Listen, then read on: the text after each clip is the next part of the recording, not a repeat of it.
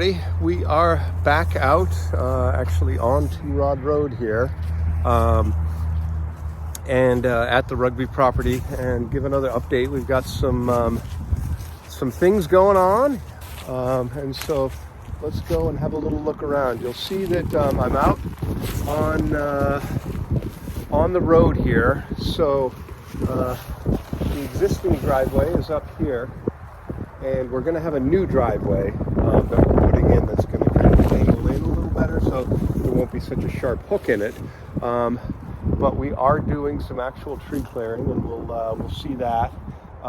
You'll notice that these orange and blue, and they are the clearing boundaries. So starts here out at the road, goes up into the woods, and we are, hold on, we got a car going by.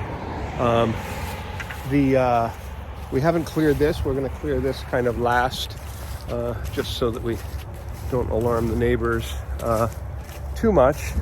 But you can see, let me turn it around here. You can see that we are going to clear this out. So the clearing boundaries are about 20 feet beyond where the boundary of the thing. So the driveway will probably be about right here where I'm standing. You can see that a piece of heavy machinery has been run in here. So I think probably these two bushy maples are going to have to go. Maybe that one over there as well, to kind of clear our big oak tree that I've been kind of wondering about. That one is going to stay, and then the big pine tree sort of beyond that. We had a big tree down on that. You can see it up past my backhoe there. There's a big limb came down up by the bus. But at any rate, here is where the driveway is going to go, and you can see that we have some machinery showing up, and this is our friends at CLT, Comprehensive Land Technologies, and yeah, we have a harvest notification, master loggers. We have our buddy Wes out there. A big shout out to Nick Marchant. This is his crew that he has been working with for years, and has pulled them in. So Nick, thank you for all that you've done with getting CLT going. So this piece of machinery is called a buncher, and you can see it just grabs trees and can cut them off right at the bottom. And this has just showed up today. Today's being Monday, April 1st. They've been here for really a day. They came last Thursday and did some work, started clearing. You can see the parking lot area has been cleared, and now we're starting on the main pitch. So super exciting. It was really wet on Friday. You can still see that it's a bit boggy here. Mostly coniferous trees, fir and whatnot, is all down. The tops of the trees are ready for the chipper shredder, and there's even a bit of lumber that's coming out of here. So that is what's going on here. We can walk back around and see what's happening with Wes, the operator of the processor. So this is some of the lumber that's coming down. They kind of put it down in these rows like this so they can come in later, get out. So these are just like fir. They make 2x4s out of it. But there's a piece of birch and I guess that's like a maple. These are nicer bits of wood. I don't know, they call it boat wood or something like that. I don't know why. But you know, they can make kind of furniture grade kind of stuff with it. And then a lot of this stuff over here is just the tops of the trees. And all that gets used. They'll have a big chipper shredder come in, and it all gets run through the chipper and turned into biomass, and then that is used for energy generation. A lot of like school districts and that kind of thing use biomass for energy generation. So this is the parking lot here. Wow, it's big. Actually, no, we're kind of on, I think the corner of the pitch is around here as well. Yeah, you see that's going to be the parking lot over there, which is going to be a pretty good size. And then here's Wes over here with the processor. I don't want to get too close to him, but we'll walk over there, and so you can see that thing. He can just reach out and pick up things. He's got a grabber. He's making a pile. And he can also reach out and grab things. Grab it, cut it off. And then bring it back over and lay it down. That'll be into the chipper. And then he puts it all down, and he's got a few of them, and so he's putting them down in like stacks that they can get picked up and put into the shredder.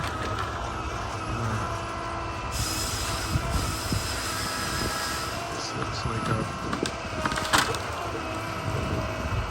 pine or something like that. It's added into the stack there as well. So we're well onto the pitch here. This is the back end of the pitch.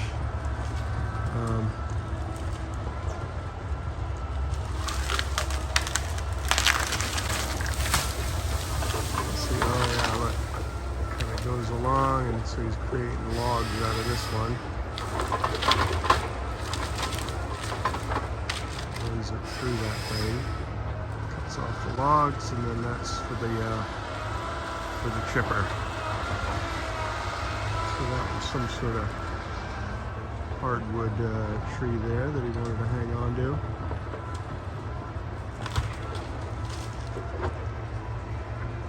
Yeah, so there, right there, I think the pink flag you can kind of see there is the corner of the pitch, and so this is sort of the main pitch here. Oh, it's getting to be nice and sunny here.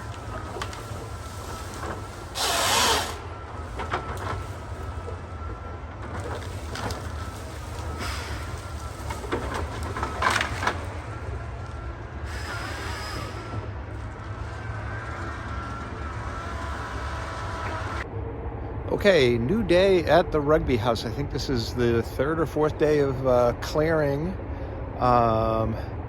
And we'll go and see what the guys have going. Again, we're here at the house.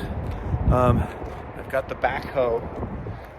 The new backhoe that I bought is now fully operational after a month of rehabilitation.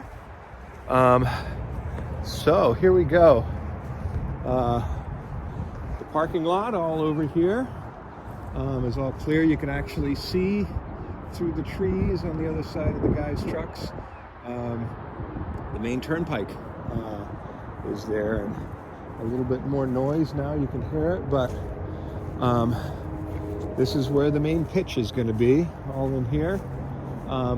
We ended up having to leave the lime trees, so those big giant oaks back on the property line are still in place, which will provide a nice backdrop. This is basically going to be what the view from the sideline is like, hopefully with less logs and more flatness before all is said and done. But at this point we are just clearing, and I did like a time lapse of them clearing out this area over here. There's two of them, Wes and John.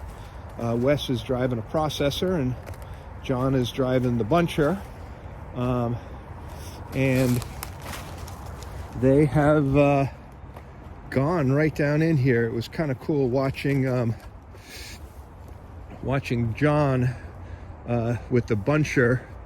We kind of walked around together and checked out all the clearing areas, and then I showed him down in there where this is where the corner of the pitch, you can still see the Evans pink flag up there is going to be the corner. So the dead ball line will go along here, and then the sideline will head up this way. This was kind of the garbage dump was down in here, and then he somehow made it down in there, this giant machine. Jim Shiminski and Richard Pfeffer came yesterday, and we saw them. They were down in there kind of clearing, so you can see all of that is going to be the dead ball line is going to go along there. So we're going to have to push all of this dirt kind of down into here, but he managed to get down in there with the giant machine. And then we saw him coming back up, and he had a tree in his like grabber thing and was using it like a walking stick to pull himself back up the hill there. So yeah, this is looking pretty awesome through here, and we can see that they've gone off the trail, and I haven't seen them around this morning yet. They get an early start. I have to drop my daughter off at school, and so they are already at it, presumably up on the practice pitch. So we'll kind of walk up that way and have a look.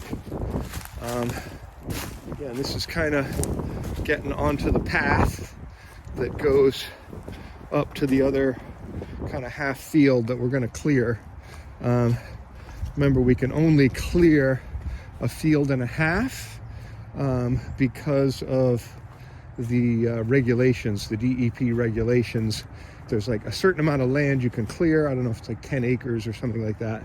And then after that, it gets like a lot more complicated. And so we decided to just kind of clear the most land that we could without getting into the really complicated process, just because we wanted to get going with it.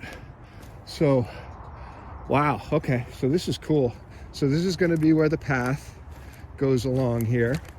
And you can see they may have a little bit more to do. Oh, no, that's good. You can see the orange and the blue are the flags, the boundary flags that they have to clear. And again, down in here's the vernal pool, so we got to be kind of careful. We don't want to get down too close into there. But wow, look at how much these guys have done. All right, so here's the path. This is where the culvert is going to be. Oh, and they've kind of put some logs down in here to make it so that it doesn't get squished down. But this is the little whatchamacallit, there's a little spring that comes out up by the well and runs down there kind of year round. And so we're going to have to put a culvert in here eventually, but they've put brush down in there in kind of the meantime so that they can get their machines up. Oh man, I hardly recognize this without the landmarks of the trees. But yeah, there was some kind of bunch of white pine up here that is all stacked up here now, and we're getting up towards the log cabin. There it is, the log cabin, and there's these big white pines, and oh my god, are they already done? Yeah, so there's the log cabin, and yeah, there's the practice field. These guys have just buzzed right through this. So I'm going to turn it off and we'll go talk to them and see what's going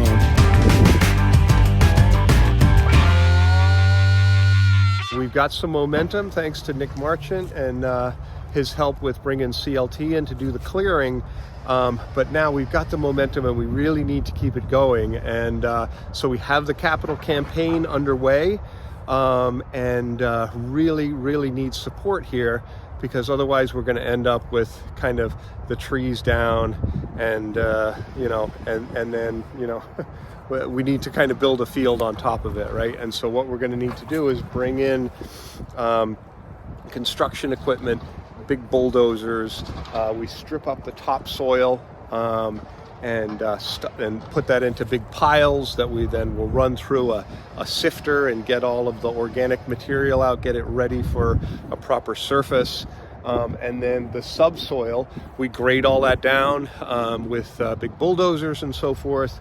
All of this stuff is going to cost us a ton of money, and we really, it's not something that we can do ourselves. So we really need for everybody, if you haven't donated, or at this point you haven't donated as much as you can, now is the time to do it, right? It's happening. We've got momentum, but we need to keep it kind of going and put this thing over the finish line so that we can actually have a home pitch for Portland Rugby. Yeah, really, get a hold of Jim Sheminsky. I'll put his contact information up here on the field on the screen, or go to the website and I'll put that up there as well, where you can donate. So please, let's all kind of make this happen. It's happening, and we need everybody to kind of jump in and give till it hurts. Okay, thanks.